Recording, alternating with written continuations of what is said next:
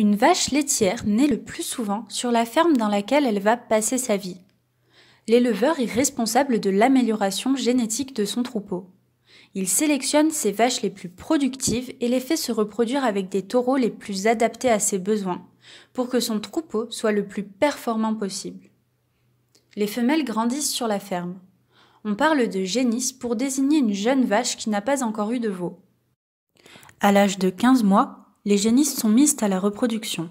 On les insémine avec du sperme de taureau pour les féconder. La génisse serait ainsi gestante, ce qui signifie enceinte. La gestation, période durant laquelle la vache est gestante, dure 9 mois. Au terme de ces 9 mois, c'est la mise bas ou vélage, soit l'accouchement pour une vache.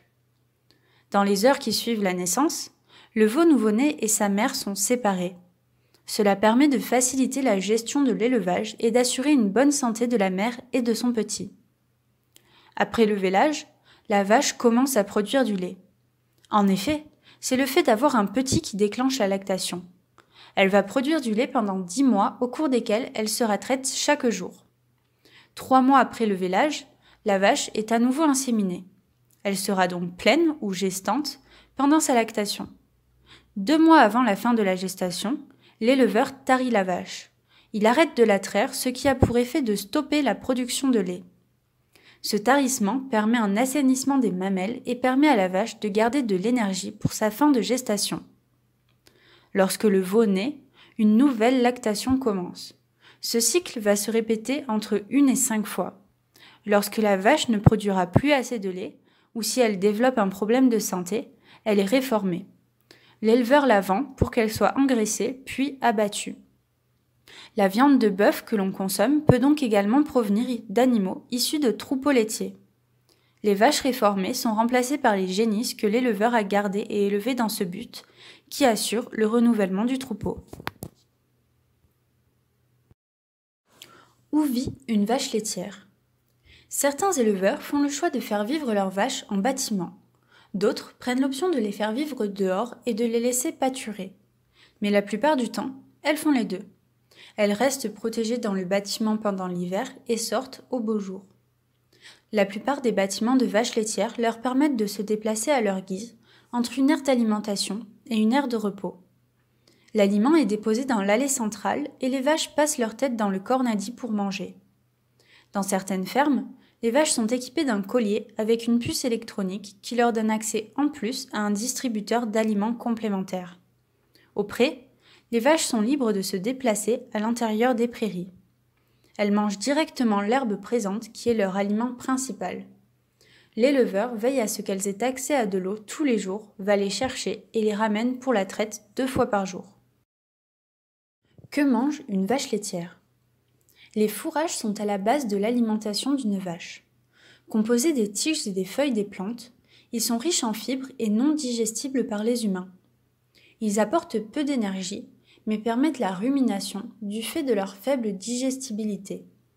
Parmi les fourrages, on peut compter l'herbe, le foin, qui est de l'herbe coupée et séchée, ou encore l'ensilage, qui est un mode de conservation d'un fourrage. La plante est broyée, entassée, puis on la laisse fermenter de façon anaérobie, c'est-à-dire sans oxygène, pour que le fourrage se conserve mieux. La rumination, c'est le mode de digestion d'une vache qui est un ruminant. Les ruminants ont 4 estomacs, le rumen, le bonnet, le feuillet et la caillette. Après avoir été mâché et avalé une première fois, l'aliment se retrouve dans le rumen. Les morceaux assez petits pour passer dans la suite du tube digestif y vont, le reste remonte dans la bouche pour être remâché. C'est la rumination. Les fourrages sont complétés par des aliments concentrés, riches en énergie et ou en protéines. Les céréales, comme le blé ou l'orge, apportent de l'énergie, alors que les tourteaux apportent de l'énergie et ou des protéines. Ils sont issus d'oléoprotéagineux comme le soja ou le colza, plantes qui permettent de faire de l'huile.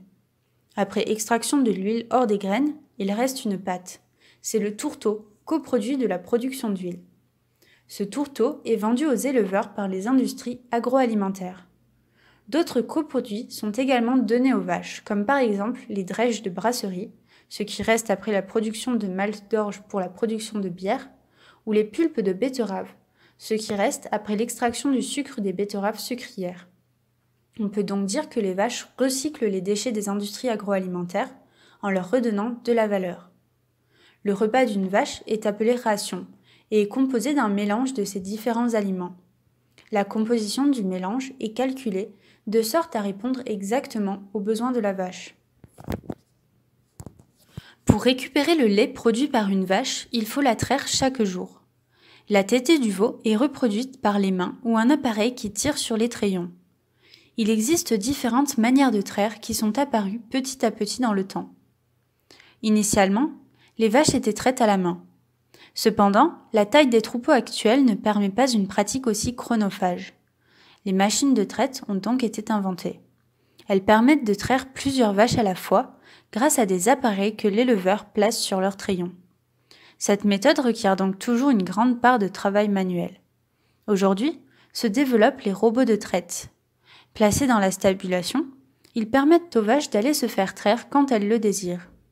Les vaches sont identifiées par un collier électronique et le robot s'occupe de la traite et de la mesure de multiples paramètres.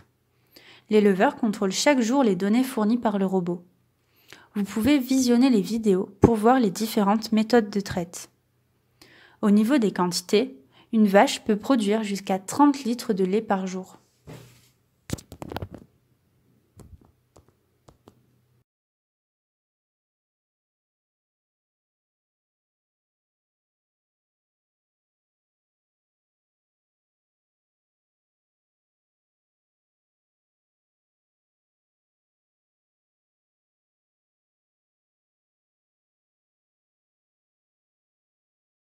La France est le deuxième producteur de lait européen derrière l'Allemagne. 23,8 milliards de litres de lait sont collectés chaque année, produits par les 3,6 millions de vaches laitières du territoire. 60% de ces vaches sont des Primolstein, race d'origine hollandaise très productive et répartie partout dans le monde. Les vaches sont réparties en 58 462 exploitations qui couvrent l'ensemble du territoire. Cependant, 3 régions regroupent plus de vaches laitières que les autres. Ce sont la Normandie, la Bretagne et les Pays de la Loire. En moyenne, une ferme laitière française abrite 58 vaches laitières qui produisent 385 300 litres de lait par an. Elle dispose d'une surface de 92 hectares dont 32 sont des prairies. La plupart du temps, les éleveurs vendent leur lait à des laiteries, coopératives ou privées, qui viennent chercher le lait tous les 2 jours environ dans toutes les fermes. Elles le conditionnent ou le transforment ensuite en yaourt, fromage et autres produits laitiers. Le lait produit peut aussi être transformé et vendu sur la ferme sous forme de yaourt ou de fromage. C'est de la vente directe. L'éleveur s'occupe directement de la commercialisation de ces produits, mais ce mode de vente prend beaucoup de temps.